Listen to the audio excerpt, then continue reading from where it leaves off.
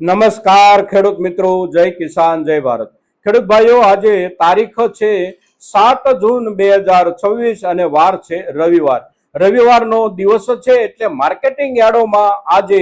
કામકાજના હિસાબથી રજાનો દિવસ છે, પણ ગયું આખું અઠવાડિયું જે વીત્યું એ આખા અઠવાડિયા દરમિયાન આપણી તલની ઉપજના બજાર ભાવની સ્થિતિ જે કાંઈ રહે અને બજારનો જે કાંઈ માહોલ રહ્યો એ માહોલ અને ભાવોનું લેવલ, આ બધા મુદ્દાઓ સાથે સાથે ભાવોમાં આપણને આ અઠવાડિયા દરમિયાન મળેલો જે કાંઈ સુધારો છે એ સુધારા પછી હવે આગળના સમયમાં આપણે આપણી તલની ઉપજ પાસેથી ભાવોમાં કેટલી સુધારાની અપેક્ષા રાખી શકીએ, આ મુદ્દાઓની આપણે જે કાંઈ ચર્ચા કરીએ એ ચર્ચા કરતા પહેલા ગઈકાલે એટલે કે શનિવારના દિવસે આપણા તલના બજાર ભાવના લેવલ તરફ એક નજર નાખીએ તો આપણા સફેદ તલનું બજાર એટલે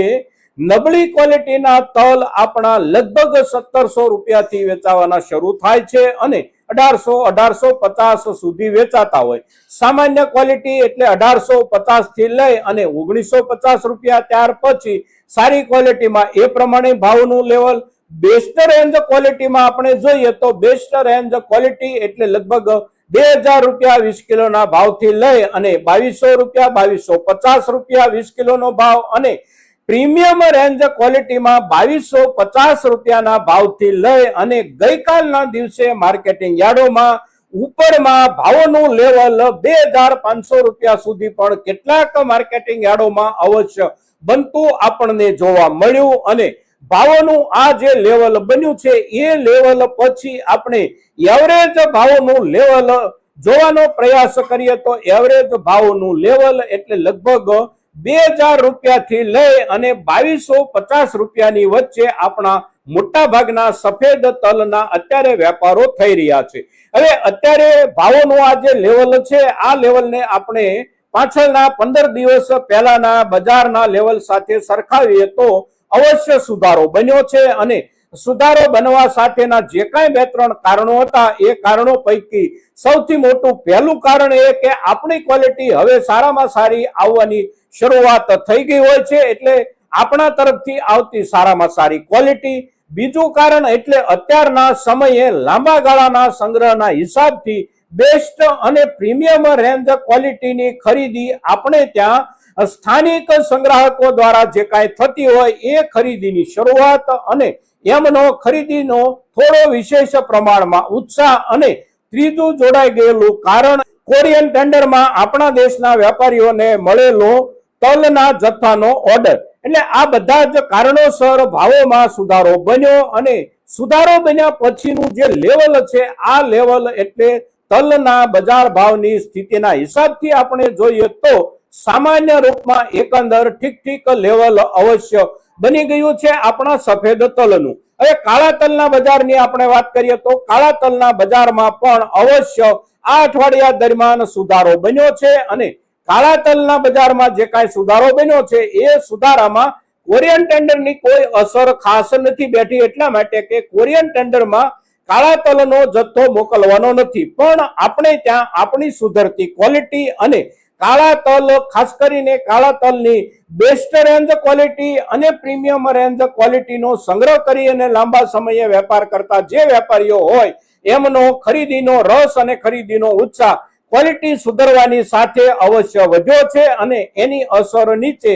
આપણા કાળા તલના ભાવોનું લેવલ પણ અવશ્ય સુધર્યું છે। ઊંચામાં આપણે જોઈએ તો ગઈકાલના દિવસે 3800 રૂપિયા સુધી પણ આપણા કાળા તલના નવી ઉપજના તલના વેપારો થયા છે અને હજી પણ એમાં સુધારાનો અવકાશ થોડો ઘણો અવશ્ય છે। હવે સફેદ તલના ભાવના આ લેવલ પછી આવનારા સમયમાં વિશેષ સુધારાની અપેક્ષા કેટલી આપણે રાખી શકીએ તો અત્યારના સમય દરમિયાનના જે કાંઈ કારણો લાગુ થયા છે અત્યાર સુધીમાં એ લાગુ થયેલા કારણોની અસરથી જેટલો સુધારો બનવાનો હોય એટલો સુધારો બની ગયો એવું આપણે અવશ્ય માનવું જોઈએ। હવે સફેદ તલના ભાવમાં ખાસ કોઈ વિશેષ સુધારો નવું કારણ ન જોડાય તો વધવાની શક્યતા ઓછી છે, કારણ કે ભાવોનું લેવલ જ્યારે પ્રીમિયમ પ્લસ ક્વોલિટીમાં પણ 2500 રૂપિયા સુધી પહોંચ્યું હોય ત્યારે સપાટી અવશ્ય સારી બની ગઈ છે અને હવે એમાં આપણે ભાવના સુધારાની નવા કોઈ કારણ વિનાની શક્યતા જો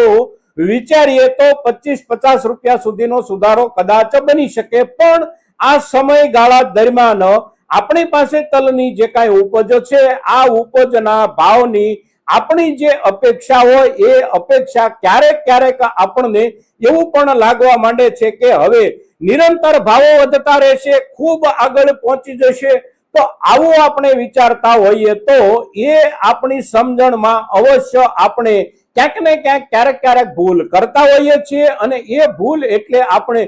ખૂબ ઊંચા ભાવની અપેક્ષાએ સાચવી રખાતા જથ્થાને આખરે ક્યારેક થોડા વધારે નીચા ભાવથી પણ વેચવાનો સમય આવી જતો હોય છે. એટલે એવો સમય આપણી સામે ન આવી જાય એટલા માટે અત્યારનો આપણા સફેદ તલના બજાર ભાવનો જે કાંઈ માહોલ છે આ માહોલનો લાભ આપણે અવશ્ય લઈએ. આપણે સાચવવા સંગ્રહવા માંગતા હોઈએ તો આપણી ઉપજમાંથી કેટલોક જથ્થો આપણે રાખીએ અને કેટલોક જથ્થો આપણે સાચવીએ, પણ અવશ્ય અત્યારના લેવલે આપણી ઉપજનો કેટલોક માલ આપણે વેચીએ અને અત્યારના બજારના ભાવનો લાભ આપણે લઈએ. આગળના સમયમાં વિશેષ લાભ મળી શકે તો આપણી પાસે સચવાયેલો જે કાંઈ જથ્થો છે એ જથ્થા ઉપર આપણે વધારાનો લાભ મેળવી શકીએ, પણ બજારમાં કોઈને કોઈ કારણોસર થોડો નરમીનો માહોલ બને, થોડી મંદી દાખલ થાય બજારમાં, તો આપણે મોટા પાયે પસ્તાવાનું ન આવે એટલા માટે આપણી ઉપજનો કેટલોક હિસ્સો ભાવોના આ લેવલના સમય દરમિયાન આપણે અવશ્ય વેચવાનો પણ નિર્ણય કરીએ. મિત્રો, આપણી તલની ઉપજના ગયા અઠવાડિયા દરમિયાનના બજાર ભાવની સ્થિતિ, બજારનો માહોલ અને બજારનું ભાવોનું બનેલું લેવલ, સાથે સાથે આવનારા સમયમાં આપણા તલની ઉપજના ભાવોના સુધારા કે ભાવોના સ્થિરતાના સંકેતોની એક વિસ્તૃત ચર્ચા જ્યારે કરીએ છીએ ત્યારે આપણા મહત્તમ ખેડૂતો સુધી આજની આપણી આ ચર્ચા પહોંચે એ માટે આપ સૌના પ્રયાસોની અપેક્ષા સાથે જય કિસાન, જય ભારત.